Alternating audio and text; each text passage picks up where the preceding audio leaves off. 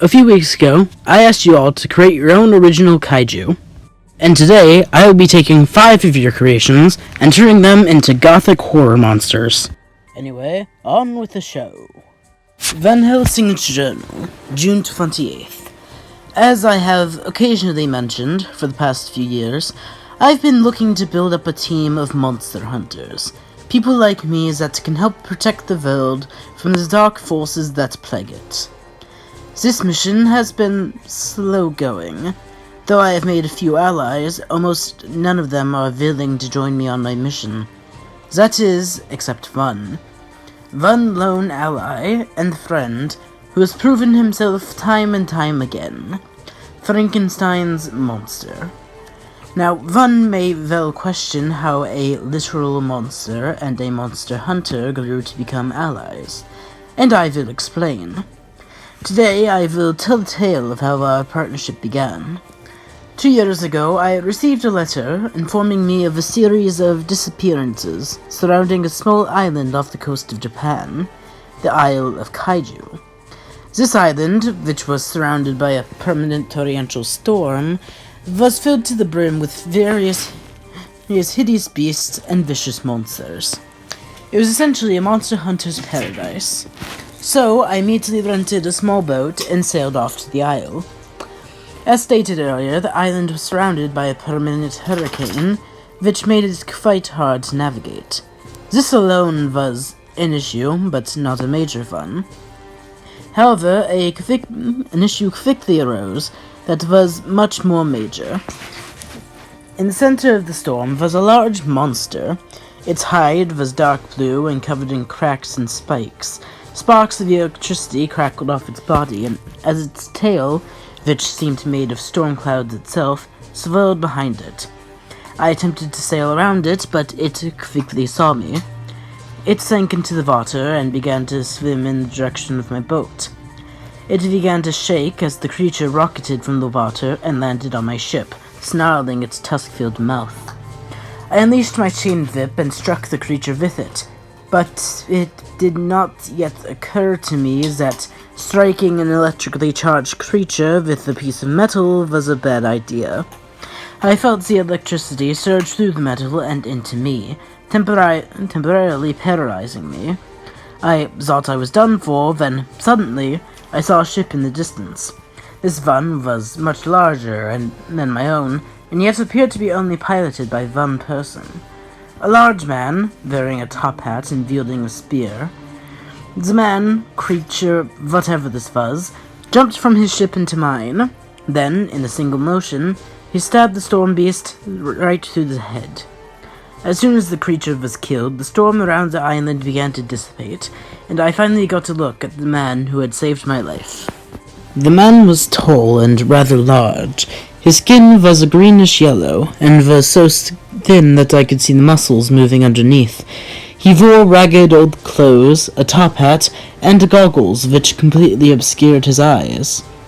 Unfortunately, when I saw his monstrous appearance, I thrust my whip at him out of instinct.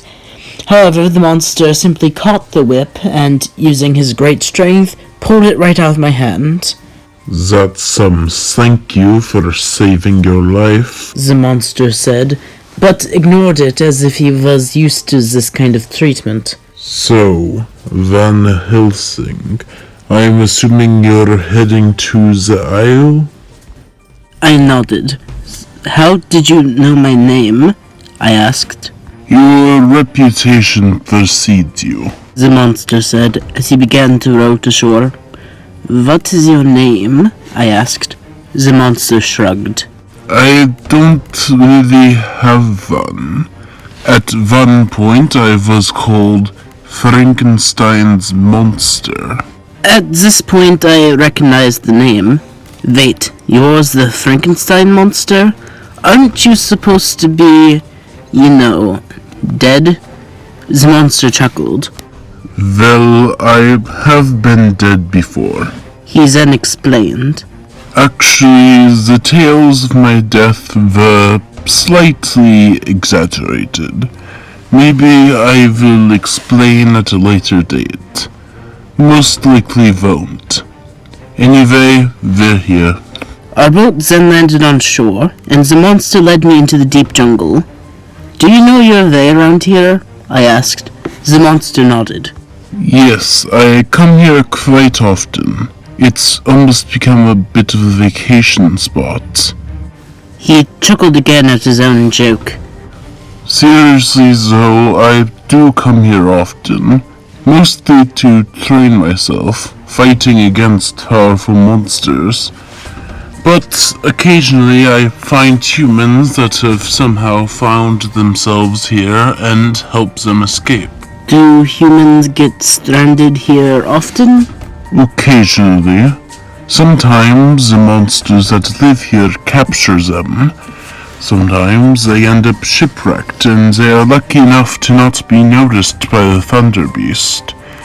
Typically, the eternal storm kept people away. That is, until a blonde-haired, scar-faced idiot with a whip ruined it. I apologized, but the monster interrupted me. Joking. Anyways, the kidnappings have increased in recent days. I suspect they're being held at the island temple, home to the isle's rulers.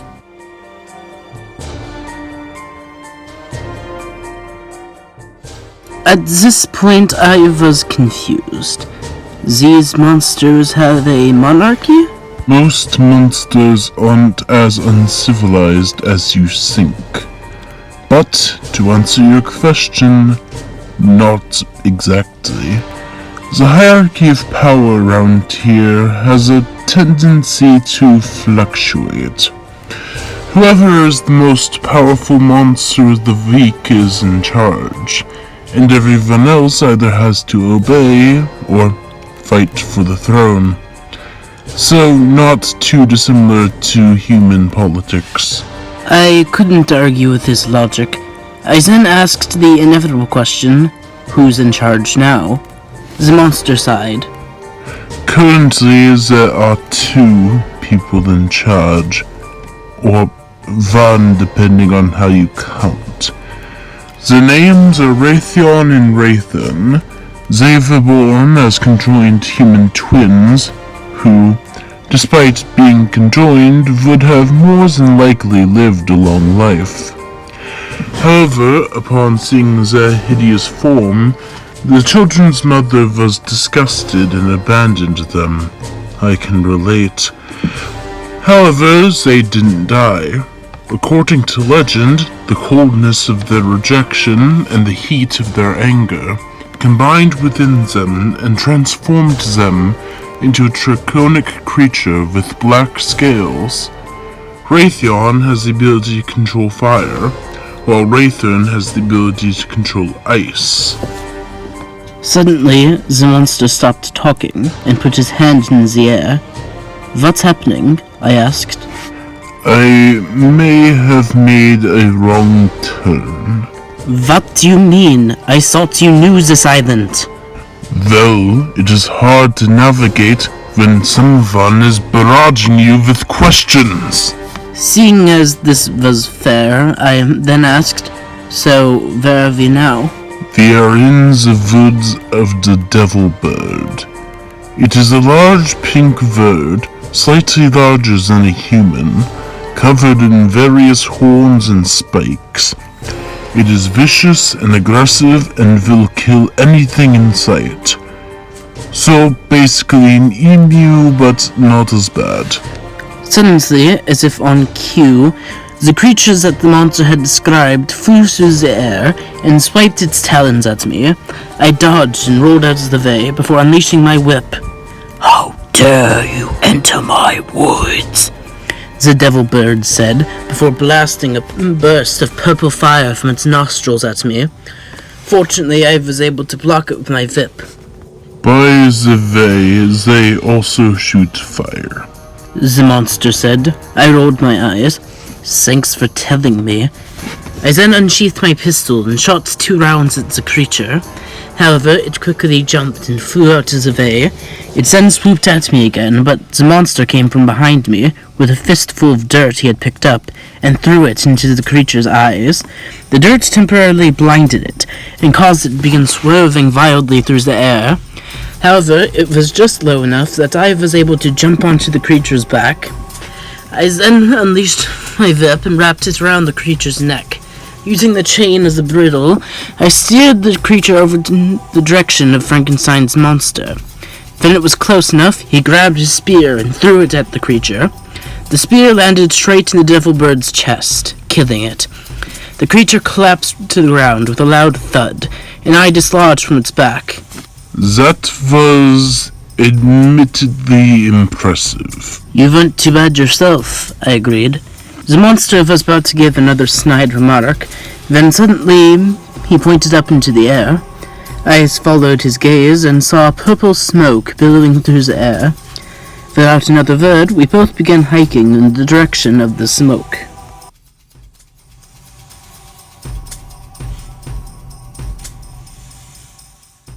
The monster and I had been hiking through the thick jungle, heading towards a large jungle temple on the center of the island. This was where the rulers of the island, whoever that happened to be at the time, lived and ruled. This was also where we suspected the captured humans were being held, at least most of them. Suddenly, we heard a high-pitched screaming as a woman ran out of the forest towards us. What's wrong? Frankenstein's monster asked. Get away from me, monster! The woman simply screamed again. She attempted to shove the monster out of the way, but was not effective. Relax, he's with me, I said. What's your name? Sorcerer, the woman answered. Pleasure to meet you, Sorcerer. Now, tell us, what's the matter? The woman explained. It's my husband. He and I accidentally washed up on this island. We were captured by this 2-headed black lizard thing, and this flaming tiger thing did some magic hand thing, and she stopped and took a breath. Turned my husband into something, a monster. Suddenly, a creature burst through the forest, wearing ragged and torn clothes. Its head was covered in red scales, while the rest of its body was gray and gold. Its back and shoulders were covered in glowing cyan dorsal plates, and purple spikes were attached to its shoulders and kneecaps. It roared as soon as it saw us. That's him! The woman shrieked. I unleashed my whip, and the monster grabbed his spear. However, seeing as this was her husband, the woman pleaded with us not to hurt him. I doubted that whatever condition he was in could be cured, but we tentatively agreed. The creature roared again and breathed a plume of cyan fire at us. I absorbed it into my whip and attempted to strike at the creature, but it grabbed my whip and threw me into a nearby tree. Meanwhile, Frankenstein's monster dove at the creature's legs and sliced at them a few times with his spear.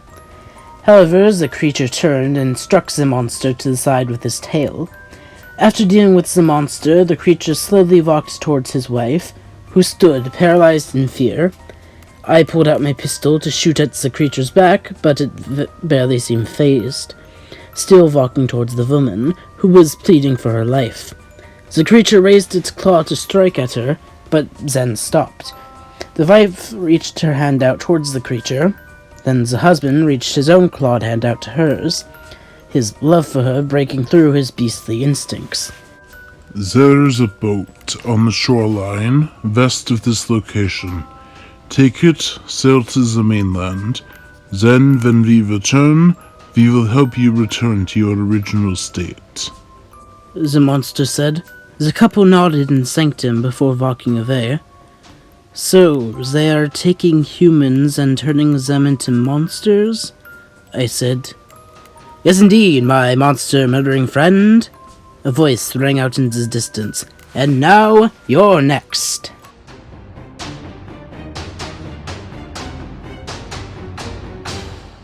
Suddenly, a large black tiger, with glowing purple stripes and 3 eyes, stood before us. Well, stood may not have been the best word to describe it, seeing as the creature had no legs. Its lower half was a plume of fire, seemingly coming out of a top hat, which lay on the ground next to him. Oh, great. Abracadabra. The monster said with familiar disdain. Ah, I see you're back again, Frankie boy. And you brought a friend. I really didn't think you had any of those. I was beginning to tire of this creature's chatter, so I unleashed my whip and struck the creature. However, the tiger disappeared in a burst of flames and reappeared behind me, completely dodging my attack. Now, why can't you humans ever be civilized? Don't worry, that'll be fixed soon. I attempted to strike it with my whip again, but the creature simply snapped its fingers. Suddenly, my whip transformed into a large snake and quickly coiled around me. The monster tried to run at the tiger, but the creature snapped its fingers again, and an invisible box appeared around him. Fortunately for you two, I've been told not to kill you. Instead, I'll be taking you to our king and queen, as they want to talk. Suddenly, purple flames appeared around us, and the three of us teleported to a jungle temple. It was clearly old, bleached white by the sun, and covered in vines and foliage, as if it hadn't been entered in years. However, it would soon become clear that it was far from empty. We appeared in the middle of a large throne room. In the center of it sat Raytheon and Raythern.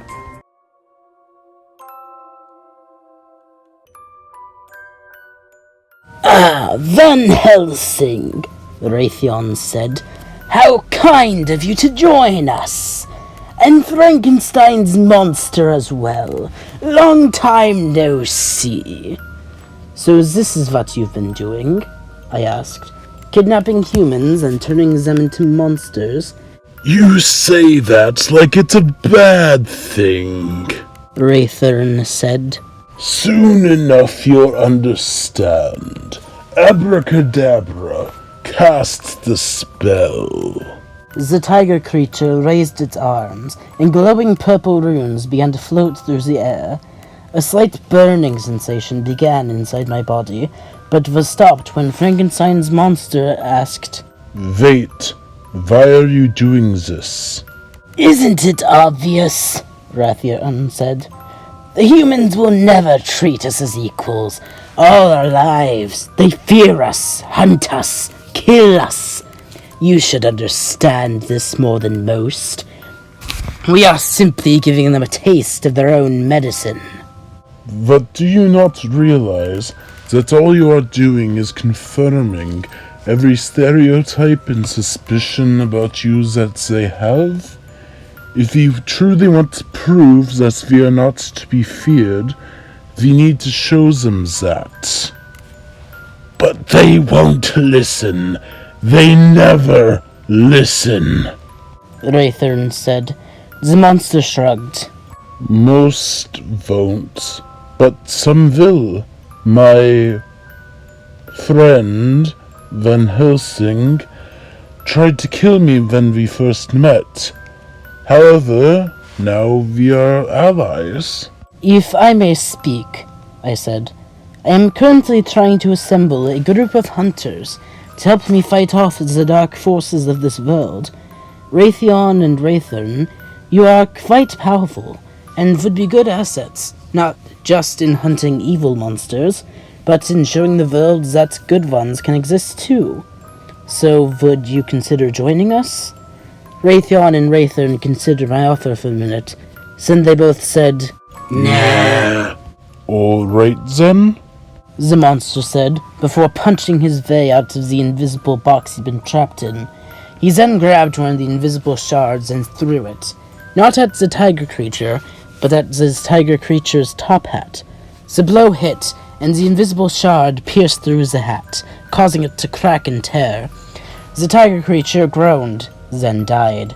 Suddenly, the snakes that had been restraining me transformed back into my whip, which I quickly escaped from. Raytheon shot several balls of fire at us, but I was able to block all the attacks with my whip. Meanwhile, Raythern began to shoot ice, trying to freeze us solid. However, the monster was able to use one of these ice shards, and jumped into the air. Then he landed his spear right between the two heads, chopping the creature in half.